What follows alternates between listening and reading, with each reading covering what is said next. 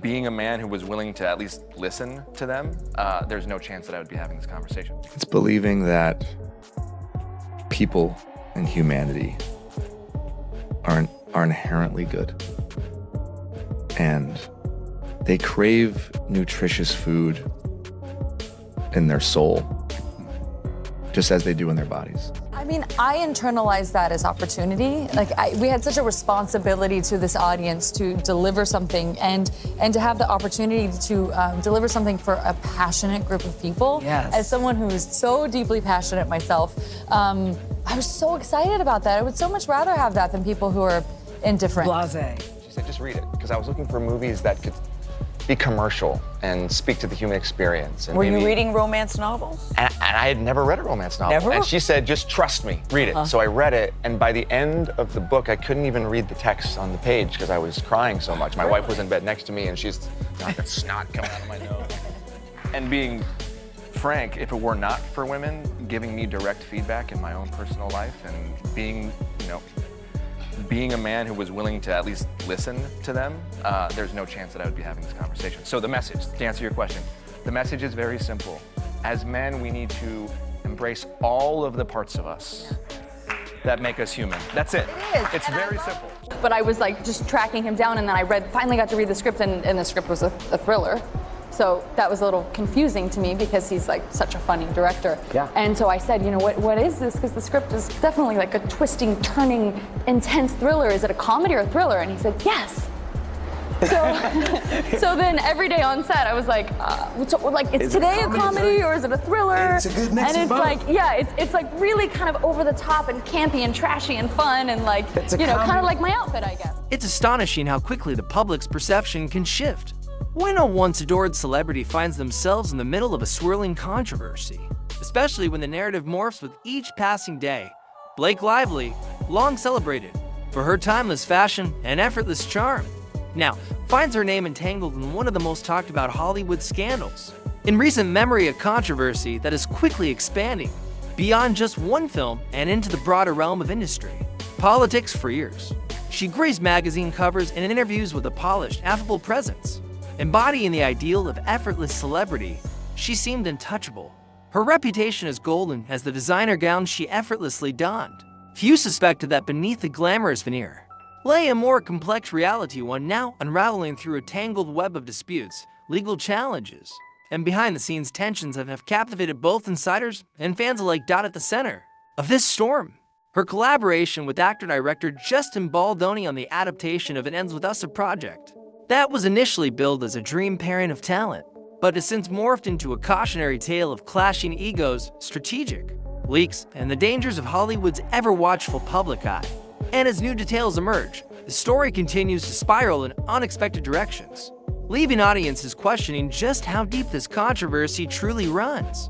What started as a seemingly straightforward book-to-screen adaptation quickly spiraled into an all-out battleground with egos clashing and accusations flying.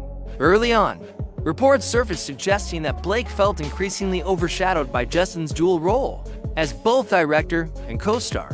What was initially seen as a collaborative effort soon turned into a silent struggle for dominance. Rumors circulated that Blake was determined to reclaim the spotlight, going so far as to accuse Justin of orchestrating a calculated smear campaign against her, portraying her as difficult, temperamental, and even unprofessional on set. Insiders whispered that tensions between the two were palpable, with icy stares and passive-aggressive exchanges becoming the norm. At first, many within the industry and among her loyal fans gave Blake the benefit of the doubt, recognizing that Hollywood politics can be cutthroat and unforgiving. However, the narrative took a sharp turn when leaked screenshots and text messages surfaced, painting a vastly different picture. Instead of Blake being the wrong party, these digital receipts suggested that she herself had been the one escalating tensions behind the scenes. Messages reportedly revealed her frustration over perceived slights, discussions of reasserting control over the project, and even indications that she had attempted to spin the controversy in her favor. What had once been framed as a battle for artistic integrity was beginning to look more like a strategic power play, one that was quickly unraveling before the public's eyes. Asterisk observers first sensed something was off during promotional interviews. Instead of championing the film's collective effort, Blake frequently redirected discussions toward her personal ventures. Her usual charm felt replaced with an air of detachment, even indifference. At moments, she seemed almost irritated by certain questions, offering curt responses or veering off topic entirely. Fans revisited past interviews, uncovering subtle eye rolls, dismissive tones, and a pattern of erratic conversations that suddenly took on new significance. Clips that once seemed innocuous were now being reanalyzed frame by frame, with speculation running wild over her shifting demeanor. Asterisk as whispers of discord grew louder. Blake pushed back, insisting that Justin and his team had planted damaging rumors. She went so far as to have the New York Times publish a piece casting Justin as controlling, accusing him of manipulating the project to serve his own interest. However, upon closer examination, the article raised eyebrows, text messages appeared, selectively edited, emojis removed, key phrases cropped, and entire exchanges rearranged to fit a specific narrative. Even minor details, such as the timing of certain messages, seemed manipulated. Justin's legal team quickly countered, challenging the omissions and demanding full transparency. They released additional messages that seemed to contradict key claims, shifting public perception once again as more discrepancies surfaced. What initially appeared to be a compelling case against Justin began to unravel under the weight of its own inconsistencies, leading to a broader debate over media, manipulation, and selective storytelling in Hollywood controversies. With the controversy in full swing, deeper tensions came to light, revealing a more intricate struggle behind the scenes. Insiders suggested that Blake wanted more than just control over the public narrative. She allegedly sought direct creative authority over nearly every aspect of the film itself. Leaks indicated she pushed aggressively for major script rewrites, attempting to reshape key character arcs to better suit her vision. Beyond that, she reportedly influenced editing decisions, stepping into the post-production process in ways that even seasoned industry professionals found unusual, adding fuel to the fire. Multiple sources claimed Blake leveraged her powerful connections, including her husband Ryan Reynolds and close friend Taylor Swift, to sway industry opinion in her favor. Her reference to these allies as her dragons, a term seemingly borrowed from Game of Thrones, unsettled many. Was this simply a playful metaphor, or a veiled indication of the formidable industry influence she was willing to wield? Some saw it as a confident flex, a way to remind Hollywood of her high-profile backing. Others, however, interpreted it as an implicit threat, an assertion that she had the power to shift tides in her favor, regardless of how the controversy played out, regardless of the true intent. The revelation painted a picture of a star more focused on personal leverage than genuine artistic collaboration. The narrative surrounding Blake began to shift yet again, not just as an embattled actress fighting for her reputation, but as someone who may have been playing an entirely different game behind the scenes, one where power and influence mattered far more than the integrity of the film itself. Just as Blake's claims reached their peak, a major contradiction emerged, one that would set the tone for the unraveling of her entire narrative. She alleged that Justin barged into her trailer uninvited while she was pumping milk, an egregious invasion of privacy, a moment she painted as both humiliating and deeply inappropriate. But then, text messages surfaced showing she had explicitly invited him, even joking about the meeting in a way that sharply contrasted with her public portrayal of the event. This revelation sent shockwaves through the discussion, prompting many to question her credibility and the extent to which the truth had been manipulated.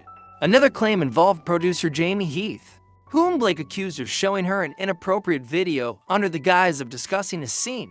She described the incident as uncomfortable and disturbing, implying a calculated act of misconduct. However, those who saw the footage countered her version of events, stating that the video was nothing more than a tasteful birth scene, meant solely to aid in capturing realism for the project, a far cry from the unsettling implication Blake had suggested. The backlash intensified as industry professionals, including those unaffiliated with the film, weighed in, pointing out that such reference material was a common tool in filmmaking and hardly the scandal Blake had painted it to be. As each new revelation came to light, a pattern became increasingly evident. Relatively mundane events were allegedly exaggerated into high-stakes accusations, moments reinterpreted through a lens of controversy. And as more receipts surfaced, including additional messages and behind-the-scenes accounts from crew members, the credibility of Blake's lawsuit began to erode at an alarming pace. Public sentiment, once divided, now leaned heavily in favor of scrutinizing her claims, and with each new contradiction, her ability to control the narrative slipped further from her grasp.